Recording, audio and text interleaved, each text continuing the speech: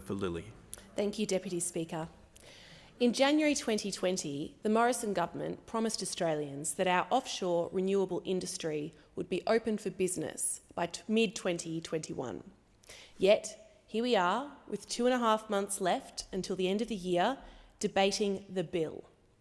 This bill will establish regulatory framework to allow for the construction, installation, commissioning, operation, maintenance and decommissioning of offshore electricity infrastructure in the Commonwealth areas.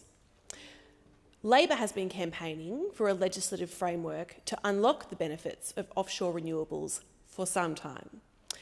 There is growing commercial interest in an Australian offshore electricity sector, with a dozen offshore wind prospects currently in the early planning stages around the country. These offshore renewable energy projects tick all of the boxes when you think of bang-for-buck economic investment. Offshore renewable energy has the potential to create a reliable and affordable electricity network that guarantees Australia's future energy security. It will see billions of dollars invested in Australia, creating tens of thousands of jobs while delivering social and economic benefits in our regional communities. It will maximise import and export trade opportunities which leverage our renewable energy resources. Offshore renewable energy also has the potential to expand our local manufacturing capacity and expand scalable supply chain benefits for small and medium enterprise in Australia, with the Blue Economy Cooperative Research Centre estimating that manufacturing components for offshore winds creates 8 times more jobs than the construction of projects. This level of investment in the manufacturing sector would be a game changer for my electorate of Lilly, which has a proud manufacturing history that has struggled under 8 years of an LNP government. But in the absence of a regulatory framework, the economic and environmental benefits of offshore wind and other offshore renewables have been delayed by the Morrison government. There are 3 key areas where this bill could be improved to make it fit for purpose, and these issues were raised by key industry stakeholders during the Senate Environment and Communications Legislative Committee inquiry. First and foremost, the bill fails to reflect serious concerns that were raised in the Senate inquiry about the work health and safety framework. The inquiry heard substantial evidence that the work health and safety provisions of the bill should be fully harmonised with the national work health system, in turn providing consistent and robust protections for workers. Instead of heeding this advice, the Morrison government has amended the work health and safety provisions beyond recognition. As the bill stands, a worker would be subject to 1 regulatory regime onshore, a second while in transit on a vehicle, and a third while working on an offshore renewable project. This patchwork of health and safety regulation poses significant risk and confusion for workers and employers alike. Secondly, this bill fails to create a provision which allows government electricity planning agencies, developers or state governments to request that the minister commences the process of declaring an offshore electricity area. It also fails to provide a timeline for when that process will be complete and doesn't provide transparency and certainty as to the matters the minister shall consider in making their declaration. Finally, the bill fails to address evidence received by the Senate inquiry on the importance of legislated merit criteria on socio-economic benefits for local workers, for business communities and for First Nations people when issuing a feasibility licence, commercial licence or transmission licence. The minister should also be required to consider the potential impacts of offshore renewable energy infrastructure on our precious marine environment, of which my electorate is a beneficiary. The merit-based and environmental criterion must be reflected in this legislation to ensure they are reflected in detail in subsequent regulations. These three improvements will provide greater certainty to a future offshore wind industry and ensure that the economic benefits of local supply chains are maximised while providing the highest possible standards of workplace health and safety. COVID highlighted the fragility of our economy against the impact of disaster. It pulled into focus the value of scientific knowledge in anticipating, preparing for, and managing the impact of natural shocks.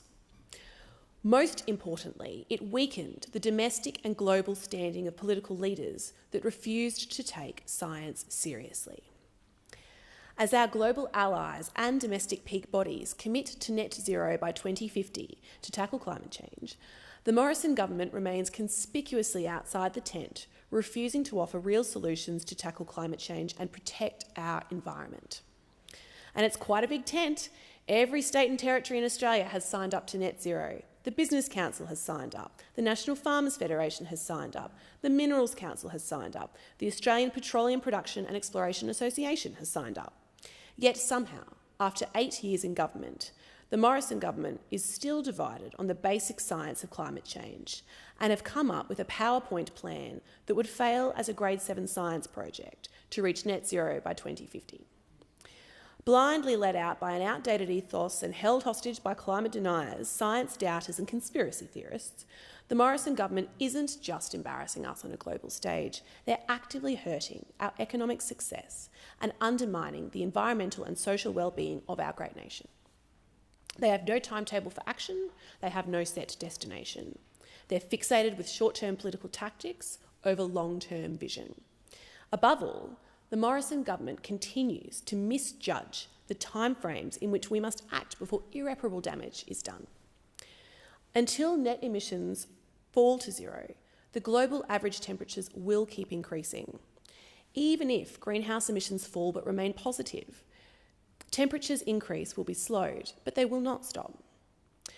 And while we are the ones who are making the decisions today, it is the future generations who will pay the price. The time for action is now.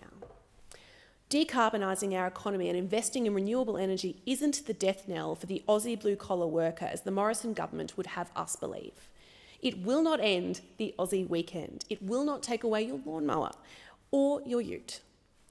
Tackling the climate emergency by investing in renewable energy actually presents Australia with a once-in-a-lifetime opportunity for significant economic growth in our post-pandemic recovery. From a domestic viewpoint, public and private investment in solar and wind generation, energy storage and transmission to link resources to expanding industrial centres has the potential to quickly create new jobs, lift our employment rate and sustainably increase wages. From a global stance, embracing the opportunities of low-carbon world economy would change the structure of the Australian industry for the better by reducing emissions while also lowering costs and increasing global competitiveness. Decarbonising our electricity and embracing renewable energy will also ensure our Aussie manufacturing sector is equipped for the future. Aluminium is currently the most electricity-intensive energy product entering the world trade in large volumes, and Australian competitiveness in coal-based aluminium smelting has been challenged by rising electricity costs. And in the current environment, no mainland Australian smelter is guaranteed long-term survival in the absence of fundamental changes in electricity supply. This will have serious consequences for companies like G. James in my electorate of Lilly, which is a successful family-owned business employing over 1,000 local workers to manufacture glass and aluminium. While the Morrison government sits on its hands, Australian industry is stepping up and leading the way in pursuing net zero emissions by 2050.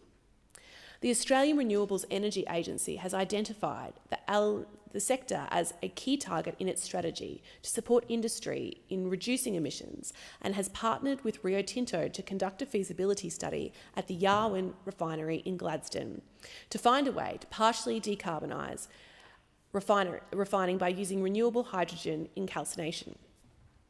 I know that best prospects for Australia in a post-pandemic economic recovery is an accelerated transition to low-cost renewables because I have seen the blueprint for success in my own electorate of Lilly. Gem Energy is a solar power and battery company in Pinkenba, near the Brisbane airport.